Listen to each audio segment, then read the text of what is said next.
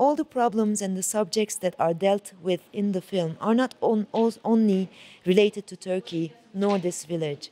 We are trying to deal with more universal problems, so it's not only about Turkey, it will be about the whole world. So more and more audience everywhere. This is what we are wishing.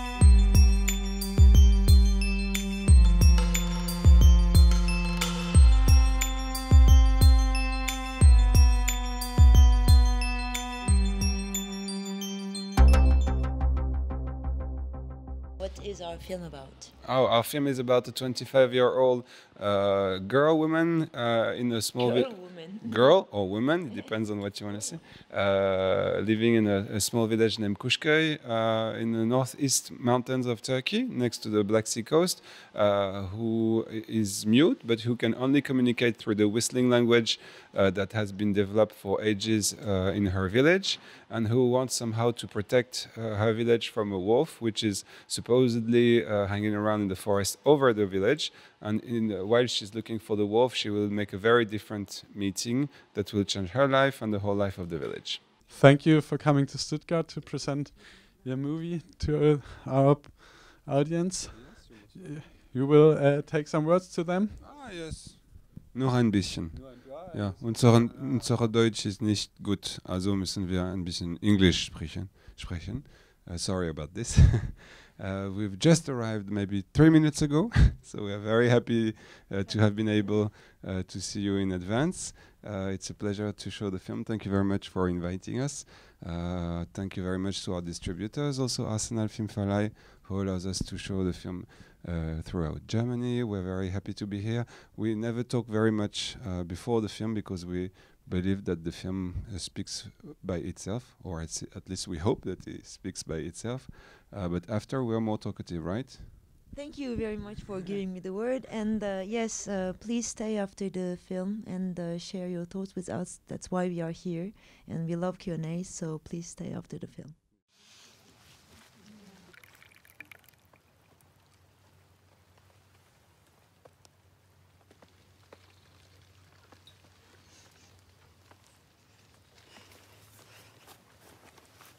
Warum setzt du dich zu mir?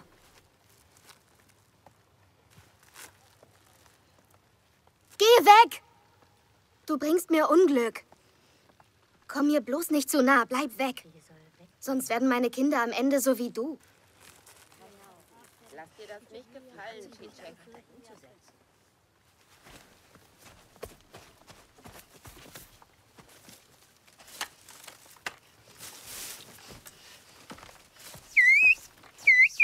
We have started by getting interested to the language, and we went to the region to see if they were really speaking such a whistling language. And when we arrived there, we have spent a lot of time in the village with the villagers, and by then we had the time to observe the women from the region who are working in the fields and have a very, very specific physical and mental condition, both very strong. So we said, okay, let's make a film about the women of the region. And then one day, when we were sitting at the cafe of the village, a girl, like 25 years old girl, she was loaded with the tea leaves bag, and she just started to walk. She passed in front of us, and she was speaking by whistling to the other villagers. And the villagers were answering her in Turkish, but she kept on whistling to them. So Guillaume just turned at me and he said, that's the movie, we should do something about that.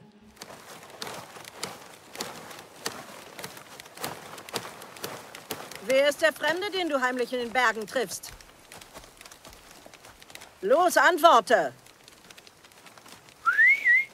Deine Schwester hat euch gesehen. Lüg jetzt bloß nicht.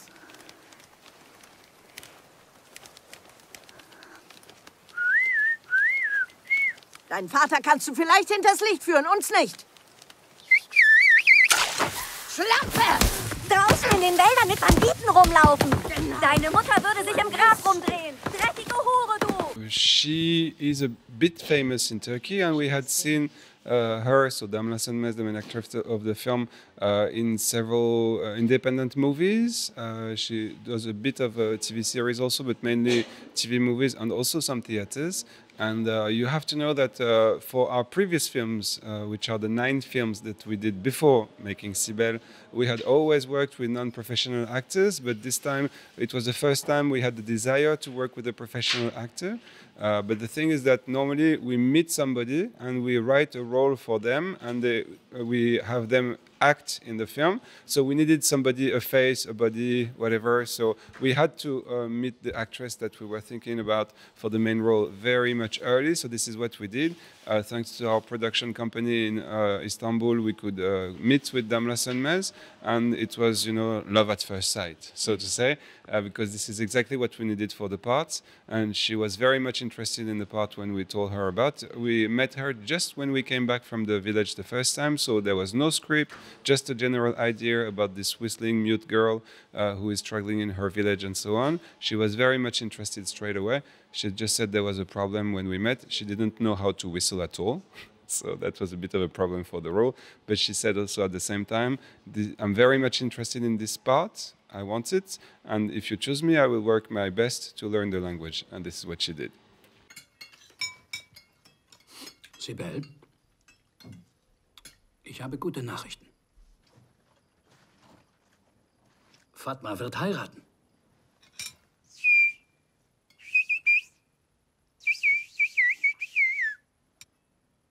Fatma ist alt genug für die Ehe. Sie heiratet sowieso irgendwann. Du bist so eine Spielverderberin. Nur eifersüchtig bist du, sonst nichts. Fatma, ein bisschen Respekt. The whistling language is actually an exact transcription of the Turkish syllables into sounds. So what you hear in the film is 100% the real whistling language, which you can really use to say anything you want, because all those syllables have an equivalent in sounds. It allows you to say any kind of sentence you really want to.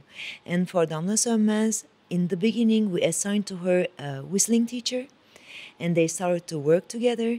And at the end, what you are hearing in the film is also 100% herself. For some takes, we sometimes didn't have enough good volume for her whistling sound. And when she realized this during the post-production, she came back to the place when we were doing the post-production, which was in Hamburg.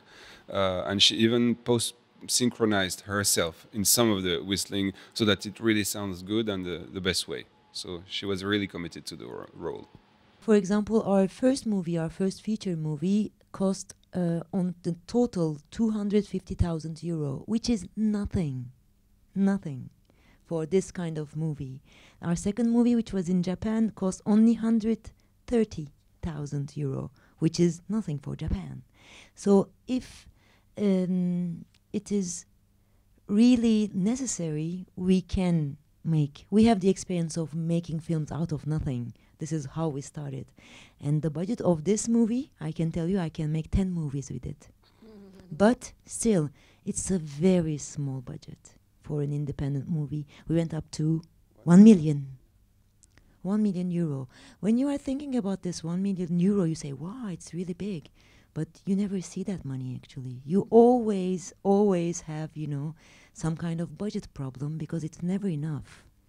It's never enough. Normally, we wanted to shoot for 7 weeks. We had only 5 weeks.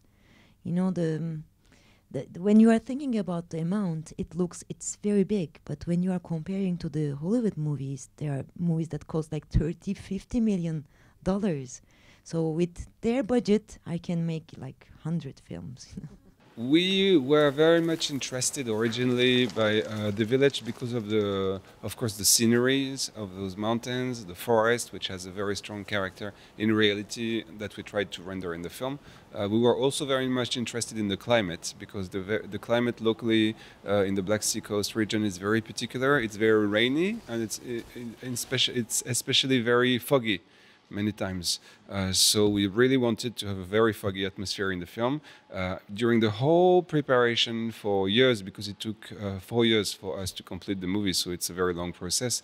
It was every time we would go there, it was always foggy, gray, rainy, so it was visually very nice because it was green and gray, so we would write in our director's note while developing the script and applying for funds that it would be a green and gray movie. And at the end of the day, when we started the shoot, on the very first day when we started the shoot, it was completely sunny for like 1 month continuously. Almost. I mean, we just have 2 sequences where we have a bit of fog in the film, but for 95% it's sunny. So that's, you know, you expect things and other things are coming, but this is all what film is about, you know. Yeah. You plan things and other things are arising and you have to deal with it and you have to cope with it. And at the end of the day, you have to find solutions and, you know, come up with a film. So this is what we did, and we have a very sunny film. I think people should go and see it, especially winter time. Yeah, it's also the case for outdoor shootings. This is what we do.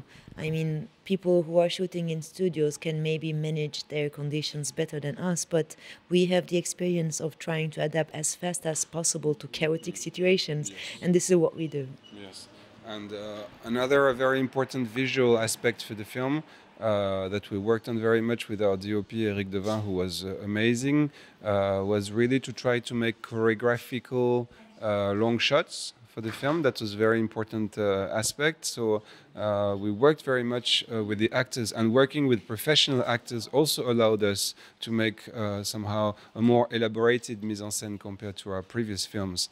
So we worked a lot in making long shots, especially within the house of Sibel in the film, which we chose especially because we could make choreographic long shots. So this visual aspect of things was very important for us, and I think we could do it quite well thanks to our actors and our technical crew. It was very clear from the beginning that we'd shoot in All CinemaScope. our films are in CinemaScope anyway, so yeah, we really like the format. It allows us to really render the general ambience and the feeling of our locations. Let's say we are always in the depthness of the image, so this wider image allows us to do actually many nice things. Yeah, I always feel it's a limitation when you don't shoot in CinemaScope.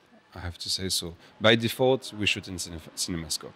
As we told it, we are always starting from this local thing, trying to be more universal. So what we wanted to underline was also the lack of solidarity between women, which is also existing somehow everywhere. Whenever you are born in big cities and you start your working life, you just feel it right away. In 2 weeks, you will see that you are not that much supported by the other women more experienced than you. So, you know, it's a way for us to show also some more global things.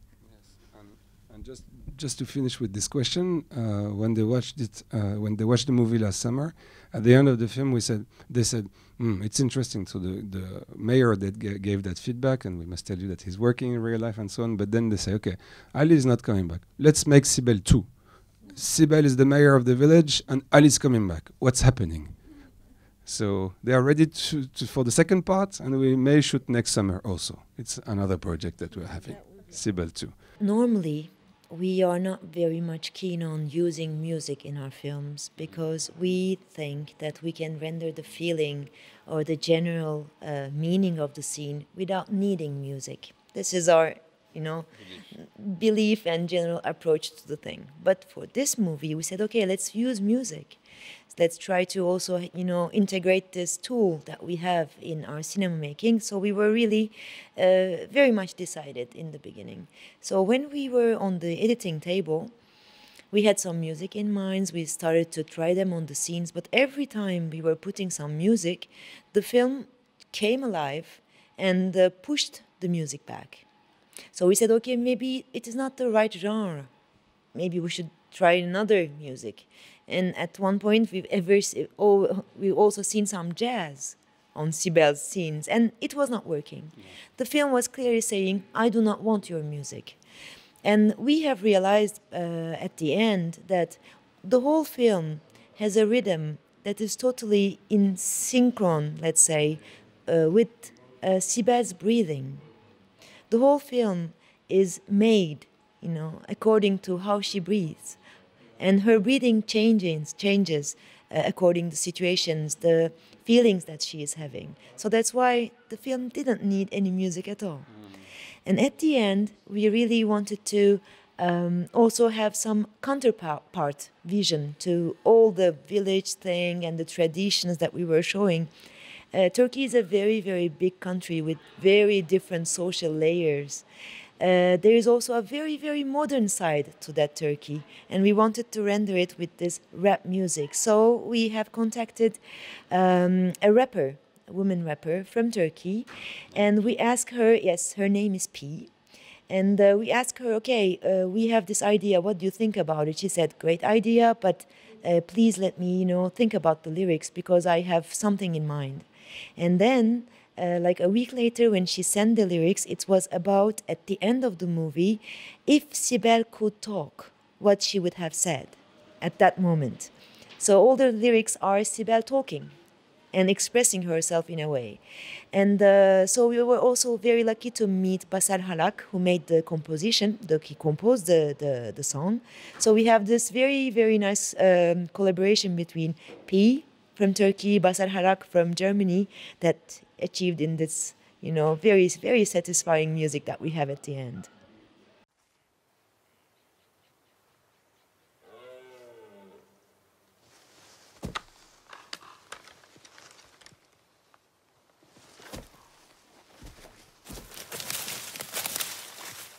We will have a cinema theatrical release in Turkey next year, beginning of the next year, and we are actually expecting a lot, and we are having a lot of hope about this release because the reaction, the feedback we had during Turkish festivals was really great. The audience really liked the movie. They found a part of themselves in Sibel's character. So for the moment, it has really a nice impact in the origin country, let's say. Wenn Ihnen der Film gefallen hat, sagen Sie es weiter. Am 17. Dezember startet er regulär hier in diesem Kino in Stuttgart, aber auch in anderen Städten. Und es würde uns sehr freuen, wenn Sie noch ein paar Menschen anregen könnten, den Film zu gucken, diesen wichtigen und schönen Film. Dankeschön. Thank you. It was very refreshing. We do not normally talk production at all, so it was the first time we were talking about these subjects. Thank you. Very refreshing Q&A we had. Thank you very much. There are no different versions available. The film will be shown exactly the way it is in all the countries. There is no director's cut or not such a thing as censored version, whatever the country is, and we are very much keen on this. Yes. So this is independent cinema. We were very, very happy that the film is shown this exactly the same way in Turkey, in Germany, in throughout the whole world, and I hope it won't be the case. I hope it won't be cut, in no way. So this is the normal version that everybody watches. I mean, even the villagers themselves, they watched this version, so everybody should watch the same version.